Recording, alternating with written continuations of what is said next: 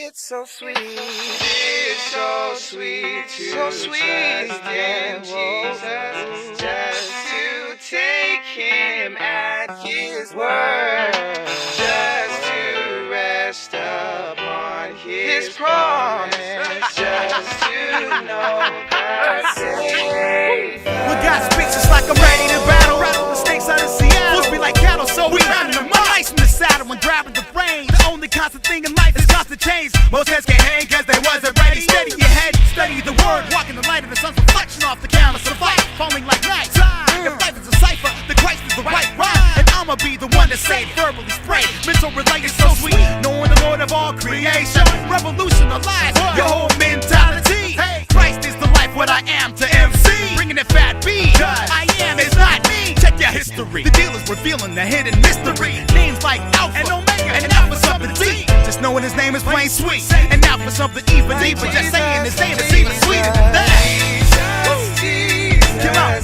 how I trust in him o'er and over again. Lord, Jesus, yes, say his name, Jesus, precious Lord. Sing along, 'tis so sweet. It's so sweet to love my Lord. You can front, but you cannot afford to miss this chance. It's up to you. What you gonna do when God Skip comes stones in a minefield, swimming shark-infested waters, playing traffic and fist fight with professional boxers. Take a bullet for the cause just because I trust his grace, his power, his justice, and his law. And he's all that I am, like water to a steamboat as I move across the nation.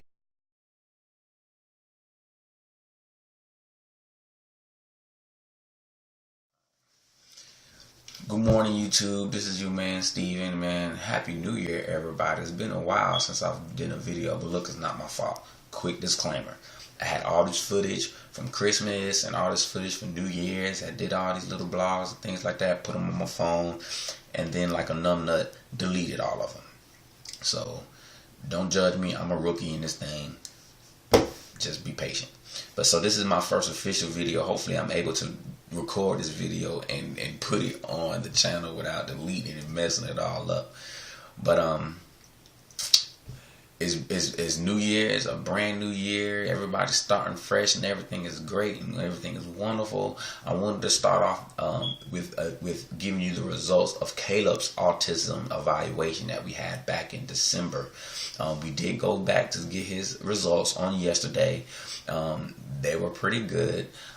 He does qualify to be put into an autistic pre-K class that will give him learning speech support, and what else they said he qualified for was speech support and just to deal with his issues. It was really hard to be at the meeting yesterday.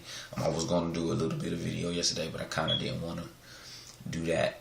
But it was really hard because, you know, listening to people say things about your child is rough. It's one thing for you to say and be like, well, Caleb, he's doing this and he's doing that, but then turn around and hear somebody else say something not as flattering, not too flattering to them, kind of makes you a little defensive, even though you know it's true.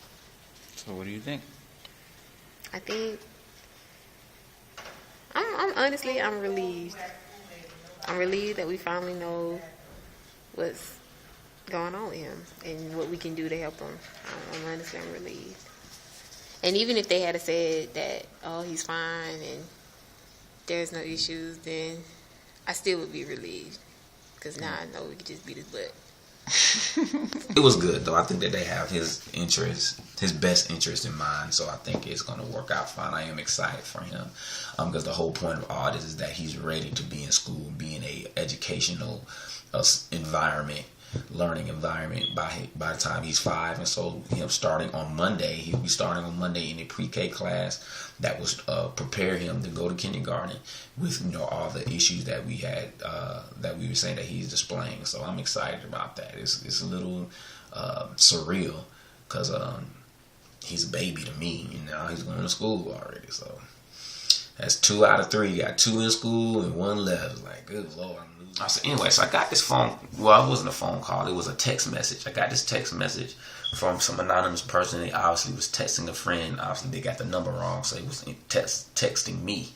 But the person that they were trying to text obviously had lost a father, or the father had passed away here recently, and so they were texting their condolences to this friend.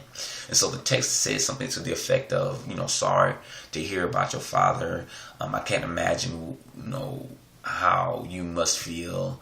But remember that time heals all wounds, and you'll get through this. If you want to talk to me, you can. So I text the person back and let them know that the person that they're trying to text didn't get it, because they're texting me instead, and they recheck that number. And then I text them and let them know.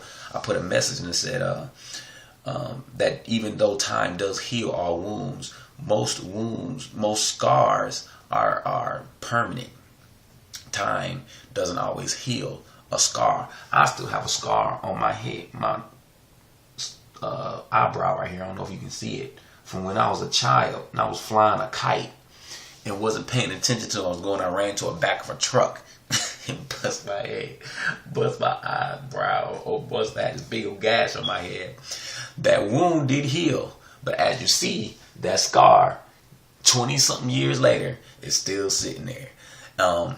The reason why I'm even saying all that is being a person who have lost both parents at a pretty young age. I lost my dad at 18, lost my mother at 22, my grandmother at 22, and close auntie around 26, 27. Lost a lot of people, attended a lot of funerals. So I've been on the receiving end of condolences from family and friends a lot of times. And what's really frustrating about that, because I really don't think people understand or really grasp what it means to grieve over someone who a really close loved one. I don't think people really understand the seriousness of death until it hits your home. When I mean hit your home, I'm talking about hit somebody who you used to seeing every day. I ain't talking about a cousin that live in in the middle of nowhere, Alabama, and I'm talking about your mama, your child, your spouse, your something like that. Someone who you used to seeing, hearing, touching, feeling every day. When that type of tragedy happens, usually people who are close to that person feel obligated to have something positive to say, especially when they're in church. I know when both my mother and my father died, obviously I was in church. We had, very involved in our church, very big church, a lot of members. So a lot of people felt obligated to say something. So a lot of it was to the effect of, oh, don't be sad. She's in a better place. You'll see her again. She's resting. Things like that. All of which are very true biblically. But the reality of that situation is that, when someone leaves, you tangibly will not be able to be in their presence ever again. Especially when you are young, it's a really hard reality that everything that you do from that point on, your mother, your father, whoever won't be there to share that moment with you. I think the hardest thing for me, especially when my mother died, more so when my father died, was that she won't be there to see my children. She will never meet her grandchildren. That my children will never meet her. That she would never see me graduate from college. That I knew that I would be preaching. That she would never hear me preach. That she would things like that. She won't be at our wedding. She wouldn't see me get married.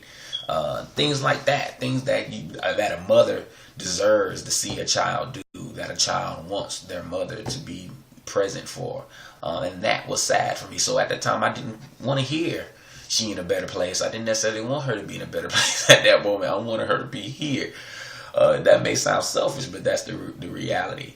And so it takes a while to get over that initial sadness. And it's very frustrating when people try to minimize what you're presently feeling by splattering out some religious or scriptural cliche that they really don't know much about.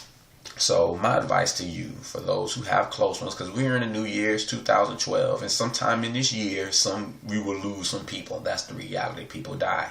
And so you may have somebody close to you who may lose somebody, or you may even lose somebody. And so for my advice for you, as a friend, don't necessarily feel obligated to make them feel better. because that may be seen as you minimizing their pain. I really felt people tried to minimize what I was going through a lot, and that frustrated me. So instead of doing that, all you have to do is acknowledge the situation. Let that person know that you're there. If they want company, some people don't like to grieve around other people. Some people kind of go into a shell, and that's fine. I didn't necessarily do that. I didn't have problems with being around people, but I did have problems with people always feeling like they had to preach or give me a sermon or do the eulogy all over again. I already had a eulogy. I don't need to relive it every time I see somebody I know. So, just give me a, I'm praying for you, and mean it, and do that. What's funny about when people do that, and then I'm gonna stop. What's funny about that is people usually the first thing they say is, "Oh, I'm so sorry. I can't imagine what you're feeling right now. I don't know. I don't know what I would do in that situation." And then you turn around and give advice.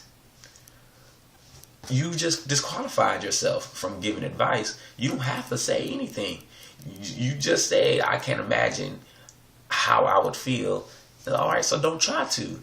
Just say, "Hey, I'm sorry for what happened." If anything, talk about the good memories that y'all may share of that person, and do that. But don't, be careful. Be very careful not to throw this person into a deeper depression by making them feel guilty for feeling bad.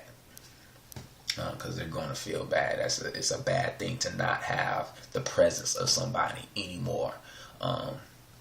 Because, you want to have people around. So anyway, so that's that. I didn't want to start the New Year's off with such a morbid topic. But I just thought that was interesting. It just happened to me this morning. So it was just on my heart to give. So I just wanted to do a quick video. Let me know what your opinions are. What do you do if you have had lost loved ones?